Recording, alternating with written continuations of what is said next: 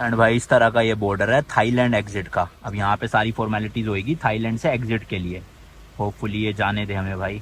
Line लंबी लग रही है लेकिन 3 या 4 लेन है, नहीं 2 ही लेन है और लंबी लाइन है। ये देखो पीछे भी गाड़ी आ गई है मेरे।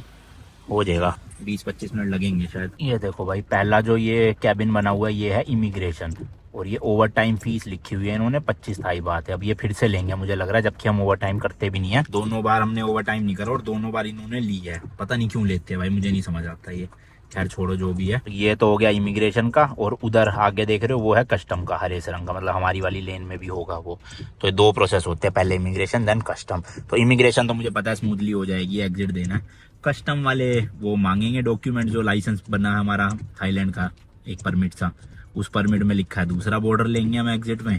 आ गए इस वाले बॉर्डर, लेट्स सी। बाकी और सब लोग भाई गाड़ी में ही जा रहे हैं साथ, मतलब अलग अलग जाने की जरूरत ही नहीं। तो सोहन भी गाड़ी में ही क्रॉस कर देगा अपने साथ, बढ़िया। अलग अलग करना नहीं पड़ेगा टेंशन, क्योंकि वो व्हाइट वाली जो गाड़ी खड़ी है भाई उसके अंदर भी 2 लोग थे, अरे 3 थे हाँ मतलब।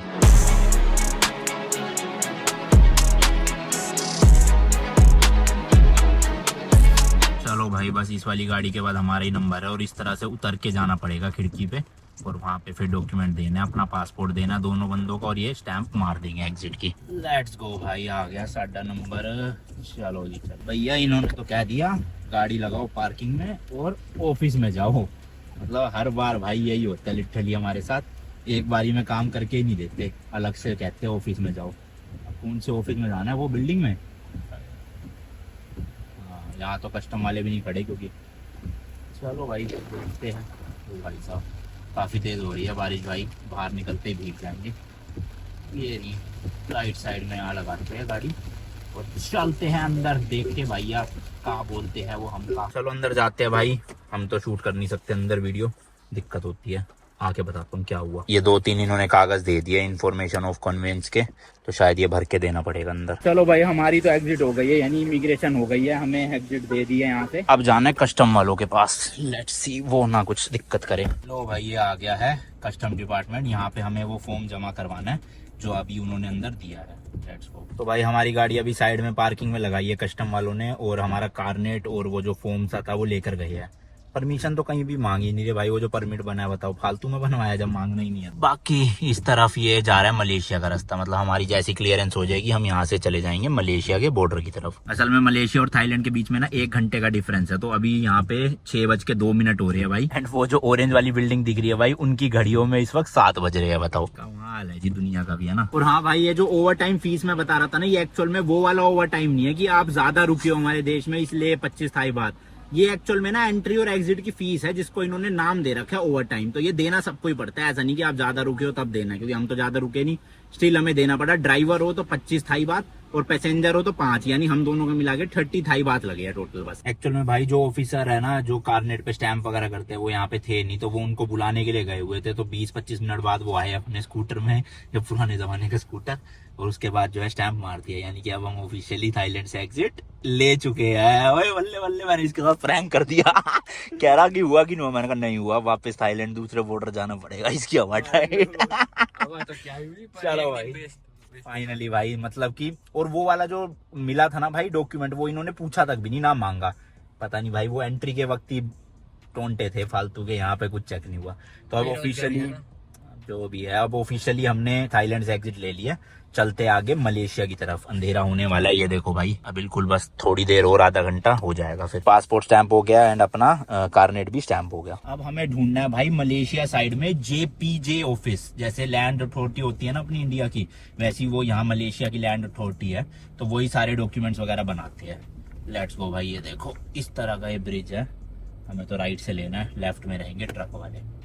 ये क्या रोड चेंज नहीं हुई अभी तक, मेरे ख्याल से आगे होगी जब हम क्रॉस कर जाएंगे ना। चलो भाई चलो, फाइनली जी मलेशिया विच एंट्री।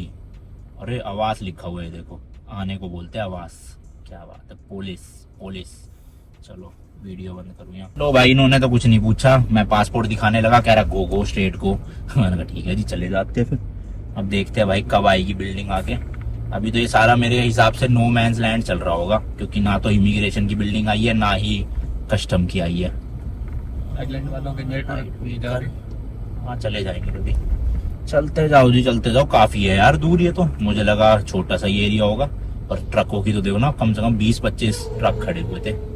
लाइट व्हीकल को राइट ही रखना है। ये क्लिप भाई मैं चलने दूंगा पूरी, आपको रास्ता दिखता रहे ताकि कट नहीं लगाऊंगा। ये आ गया भाई। अच्छा ट्रक उधर से मना है ना, ये कार। हाँ बस एंड वैन है लेफ्ट में और हमें जाना है वो राइट में, कार वाले में। लेट्स गो भैया, लेट्स गो।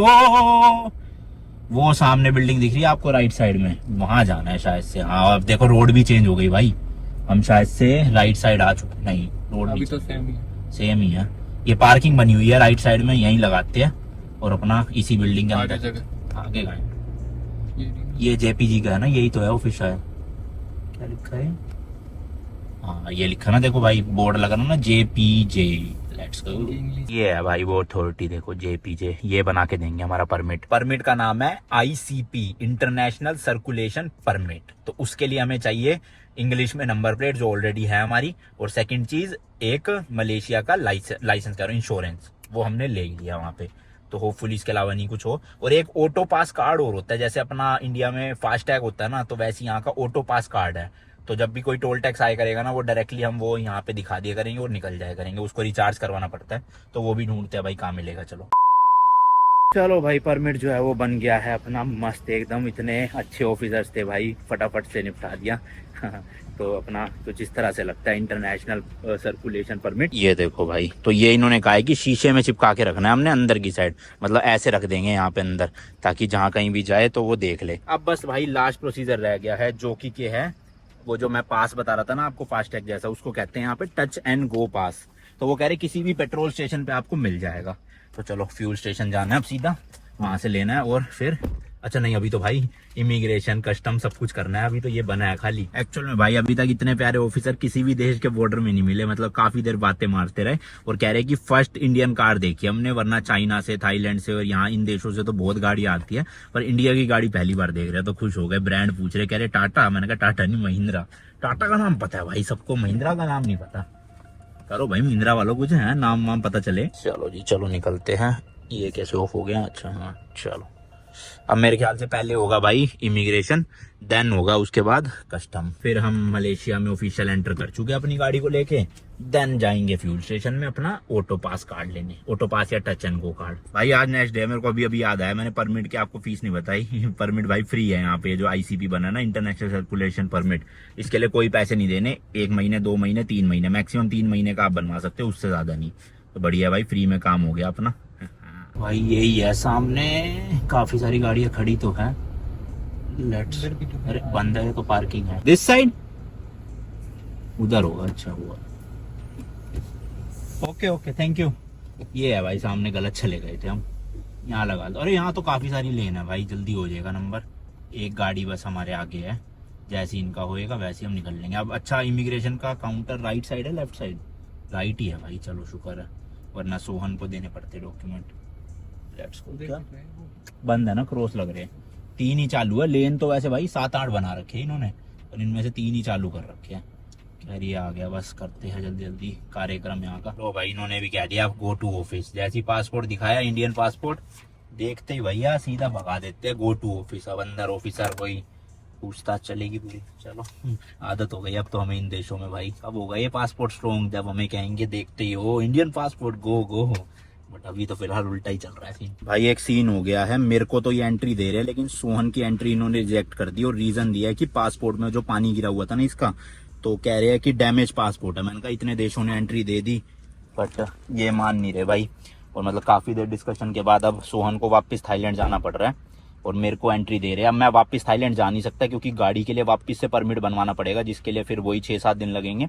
तो मुझे तो किसी भी हालत में मलेशिया एंटर करना पड़ेगा आज, और सोहन जा रहा है वहां पे। तो अभी देखते हैं क्या बनती है बात, कैसे आएगा ये मैं बताऊंगा सारा। नहीं भाई नहीं जाने दिया, काफी देर डिस्कशन के बाद भी। हमने तो ये तक कह दिया कि मैं इसकी फ्लाइट टिकट बुक करवा दूंगा कोलालमपुर से इंडिया की, कल की, बस अब आज जाने दो, कल ये चला जाएगा। बट कह रहे नहीं, ऊपर से रिजेक्शन लेटर दे दिया, और अब पुलिस वाले मतलब कस्टम वाले खुद ही उसको लेकर जाएंगे और थाईलैंड बॉर्डर तक छोड़ेंगे। देंगे। मतलब मेरा तो ये था भाई, मैं खुद जाना चाहता था थाईलैंड, बट गाड़ी ना मैं इधर छोड़ सकता ना थाईलैंड में ले जा सकता, क्योंकि थाईलैंड वाले एंट्री नहीं देंगे बिना परमिट के, और जो पुराना परमिट है वो तो एक्सपायर ही हो गया। अब एक तरह से हमने एग्जिट ले ली। तो अब सोहन देखते हैं, पहले वहां जाता है क्या करना है, इसको फ्लाइट से बुलाऊंगा या नहीं बुला सकते, रिजेक्शन हो गया ना क्योंकि एक बार, तो फिर मुझे लग नहीं रहा एंट्री देंगे।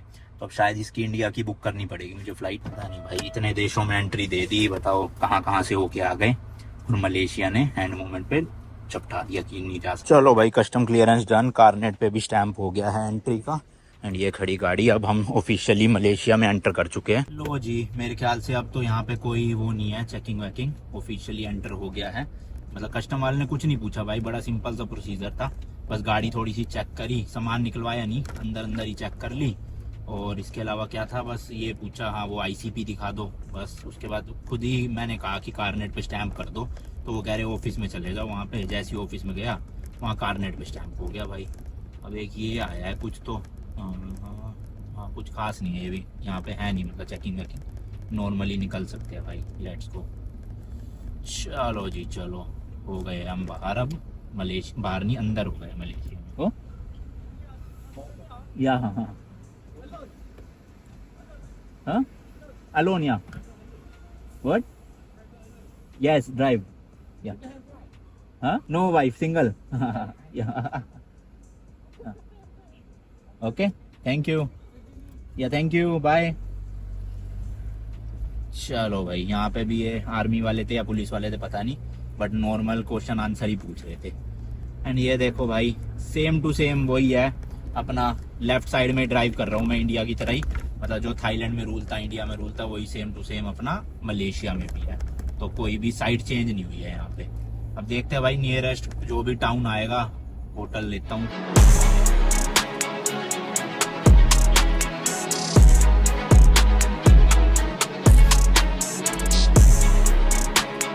भाई यहाँ तो पूरा अंधेरा अंधेरा कर रखा है, हाईवे पे कहीं भी स्ट्रीट लाइट है ही नहीं, बट यहाँ बोर्ड आया वेलकम टू कुबांग पासू केड़ा करके कुछ भाई। आगे लाइटें दिख तो रही है मुझे भाई, शायद से कोई सिटी होगी। होटल ले लेते हैं, फिर सोहन से भी फोन वोन करके जरा बात करूं, बस का क्या सीन है। लो भाई, फ्यूल स्टेशन भी मिल गया यहाँ पे, अपना टच एंड गो कार्ड ले लेते हैं। कहाँ लगाऊं, पार्किंग कहाँ है भाई? बड़ा अजीब सा लग रहा है ऐसे अकेले ट्रैवल करके ना, मतलब इतने महीनों से सोहन था साथ में, मतलब इस सीट पे, और अब मैं अकेला, और अभी कोलालमपुर पूरा अकेला घूमना पड़ेगा। बड़ी वियर्ड सी फीलिंग है। देखते हैं भाई, कुछ जुगाड़ हो जाए ना अगर इसके आने का कोलालमपुर डायरेक्ट, तो करूंगा। तो भाई ये होता है वो card, enhance touch and go. 10 ringgit का इसका प्राइस है, और 100 रिंगेट मैंने इसमें अपना लोड करवा लिया है, ताकि रास्ते में जहाँ भी टोल हो सीधा इसको टच करूंगा और वो निकालने देंगे। 10 रिंगेट आई गेस 170 रुपये हुए, 17 रुपये का रिंगेट चल रहा है। ये कार्ड है भाई, डायरेक्टली बस टच करो और आप टोल टैक्स बिना भरे आगे जा सकते हो, और इसी से डिडक्ट हो जाएगा वो। तो ऑफिशियली जो जो चाहिए था मलेशिया में आने के लिए अपनी गाड़ी के साथ, वो सब कुछ मैंने कर लिया है। हाँ, सोहन को फोन करके देखूँ भाई।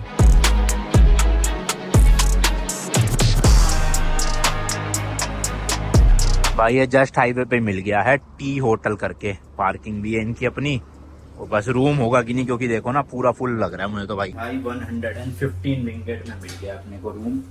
115 रिंगेट देख लेना, 17-18 से मल्टीप्लाई करके कुछ भी रेट है, 2-2.5 हज़ार रुपये के आसपास हो गया। भाई साहब बहुत गर्म हो रहा है रूम, तो यहाँ लगाते हैं। चल जा भाई, लेट्स गो।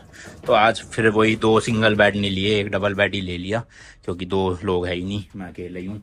छोटा सा रूम है वैसे तो, बट ठीक है, रात रात रुकना, कल तो मैं कोलालमपुर खींचूंगा सीधा। बाकी है इसका बाथरूम है भाई, ठीक है चलो, बाथरूम का साइज तो सही है। भूख लग रही है बहुत तेज, कुछ खाने पीने का नहीं मिला। बाकी सोहन से अभी बात हुई है मेरी, उसको थाईलैंड में तो एंट्री दे दिया, चलो शुक्र है भाई, क्योंकि मेरे को डर लग गया था कि मलेशिया ने रिजेक्ट किया, कहीं थाईलैंड भी गए हम भी नहीं देंगे, और ठीक निकले भाई थाईलैंड वाले, वहां से तो मिल गई एंट्री इसको। बाकी अभी रात को मैंने उसे कहा होटल ही ले ले भाई, अभी आगे कहीं मत जा, बस मिलेगी नहीं मिलेगी, रात में क्यों भटकना, होटल लेके सेफ रहे, और अपना कल सुबह बस पकड़ के सीधा जाएगा वो बैंकॉक, और फिर मैं उसकी परसों की फ्लाइट बुक कर दूंगा, या तो मलेशिया की या फिर इंडिया की।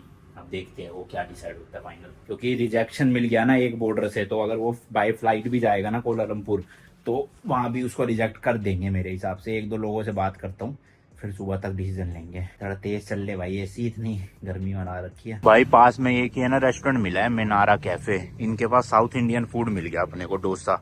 हालांकि ये कह रहे मसाला डोसा नहीं है, प्लेन डोसा है, बट ठीक है भाई, डोसा मिल गया वही बहुत है, सांभर के साथ खा लेंगे, पेट में कुछ तो जाए। लो भाई लो, डोसा आ गया है, प्लेन डोसा साथ में सांभर। चलो कुछ तो गया पेट में अब।